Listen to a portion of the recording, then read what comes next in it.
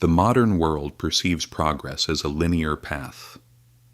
We believe that every era before us was more primitive than our own, and that we sit at the very pinnacle of history.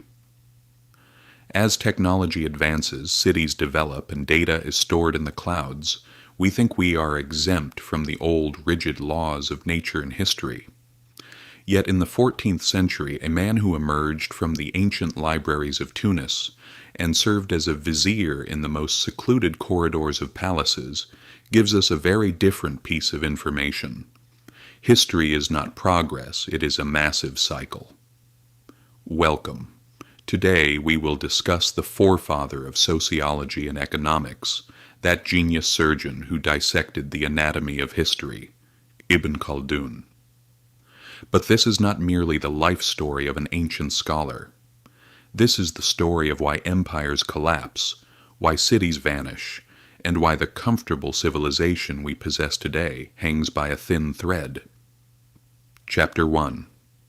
The Muqaddimah. Knowing behind the veil. When Ibn Khaldun wrote the Muqaddimah, he did not merely pen a history book. He pursued the why behind events. To him, history was not just the successes of sultans, the wars fought, or the treaties sealed. History was the ticking of an invisible phenomenon, a social clock. Khaldun's greatest discovery was this: humans are a product of the geography and economic conditions in which they live. A Bedouin living in the desert and a city dweller living in silks within a palace differ not only in their clothes, but in their very souls.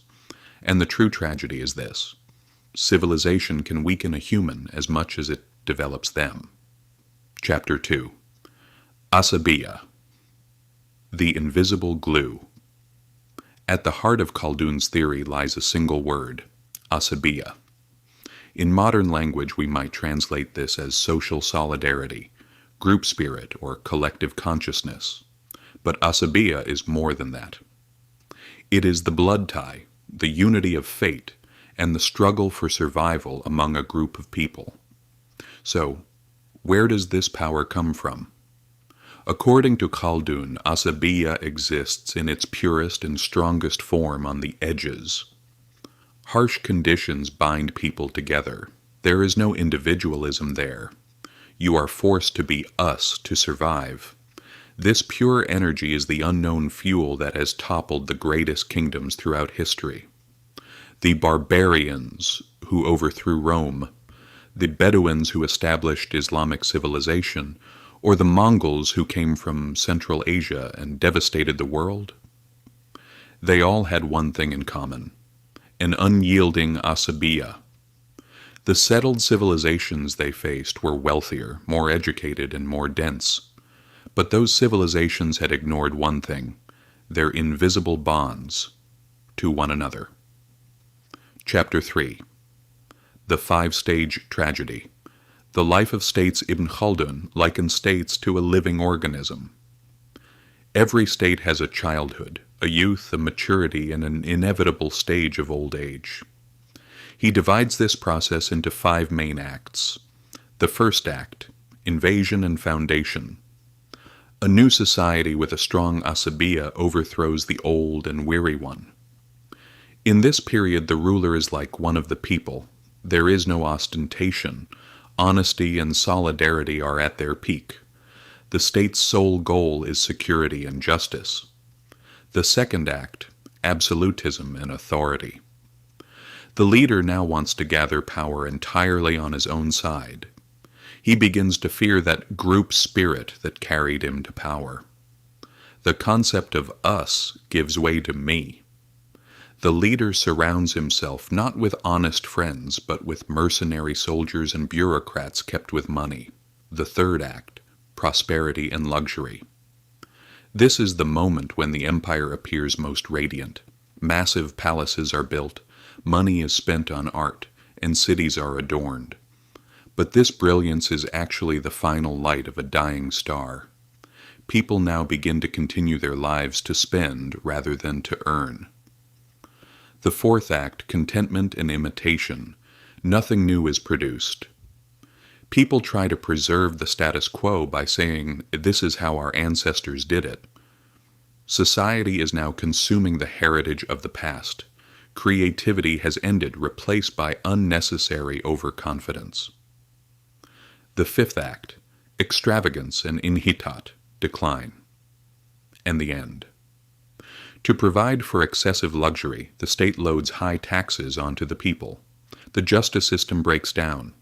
People no longer strive for the state, but only for their own interests. Asabiyyah has completely evaporated. Society can no longer stand as one. And at that moment, the smallest strike from the outside brings this giant structure down to the ground. Chapter 4.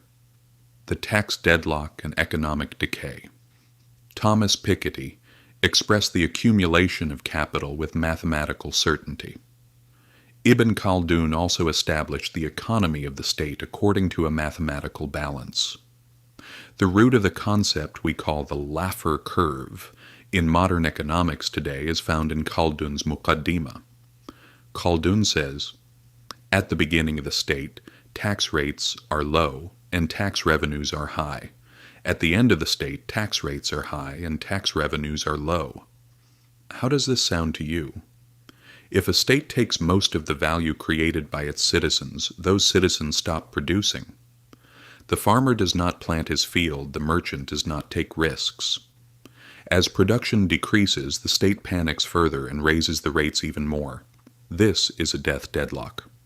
According to Khaldun, economy is not just numbers, but a state of psychology.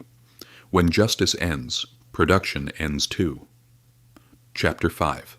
The Human Tamed by Civilization.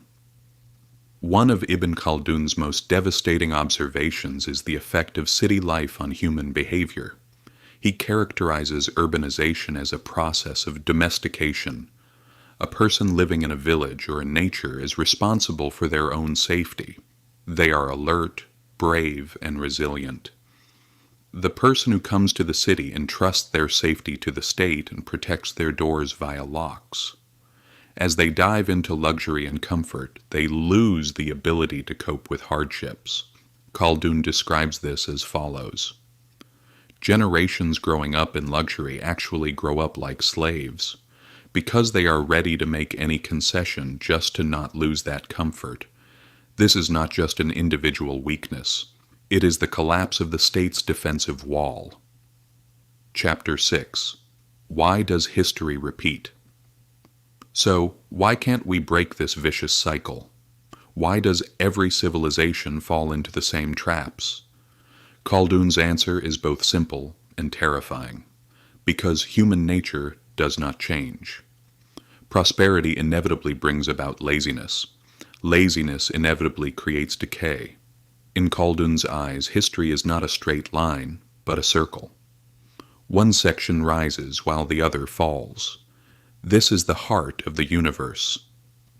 Today's greatest powers are no different from the kingdoms of yesterday that were called indestructible, but whose ruins we visit today. They go through the same stages, catch the same luxury diseases, and make the same tax mistakes. Conclusion. Today in Khaldun's foresight. Now let's wait and look around us. At the modern metropolises, the never-ending love for consumption, the massive debts of states, and most importantly, at how much those unknown bonds, Asabiyyah, that tie us together, have weakened. Ibn Khaldun reminds us, the abundance and height of your buildings or the speed of your technology are not enough to save you. What makes a society is the production power provided by justice and the degree to which people unite around a common goal. If Asabiyyah has ended, if a luxurious life has overtaken justice, and if taxes go more into the pocket of the consumer than the producer, the cycle is about to be completed. History has always punished those who ignore this rule with the arrival of a new society. To understand provides not just knowledge, but the ability to predict the future. Seeing this mirror held out by Ibn Khaldun from 600 years ago is perhaps what the new world needs most, a true confrontation. If this perspective has opened a different window for you, we will continue to wander through the mysterious rooms of history and economics. Subscribe, and let us continue to understand this cycle together.